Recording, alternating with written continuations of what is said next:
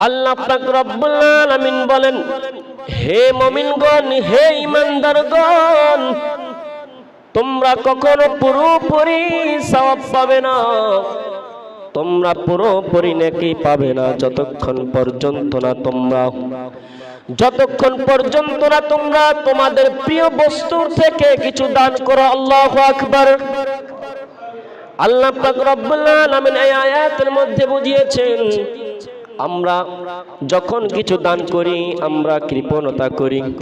আল্লাহ পাক রব্বুল আলামিন বুঝিয়েছেন, যখন তোমরা দান করবে ওই দানের পুরোপুরি সওয়াব তোমরা পাবে না। কি জন্য পাবে না?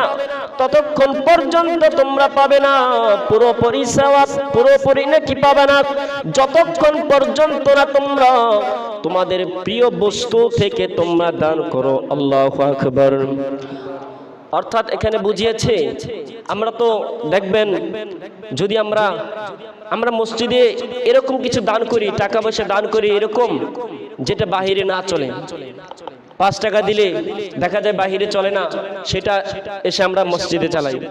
এরকম আছে না? অনেক লোক আছে যেটা বাহিরে চালাতে না পারেন, আপনি কিভাবে মসজিদে চালাইলেন, মসজিদে দিলেন, মসজিদে কাজ করবে, উনি কিভাবে টাকাটা চালাইবেন?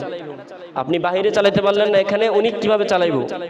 এজন্য দান করার জন্য সেই মন মানসিকতা থাকা লাগে। আমরা দান করব আল্লাহর রাস্তায়, আল্লাহকে খুশি করার জন্য।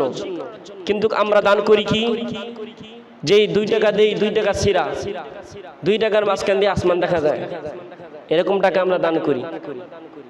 তাহলে আপনি যদি আল্লাহর রাস্তায় দান করেন, কখনই আপনি যদি আল্লাহকে খুশি করার জন্য দান করেন, কখনই আপনি যেটা বাহিরে না চলে সেটা কখনই আপনি মসজিদের মধ্যে দান করতে পারেন না। কি বলেন, পারেন?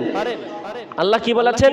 প্রিয় বস্তু থেকে তোমরা ততক্ষণ পর্যন্ত পুরোপুরি সওয়াব পাবে না যতক্ষণ পর্যন্ত না তোমরা তোমাদের প্রিয় বস্তু থেকে কিছু দান করো।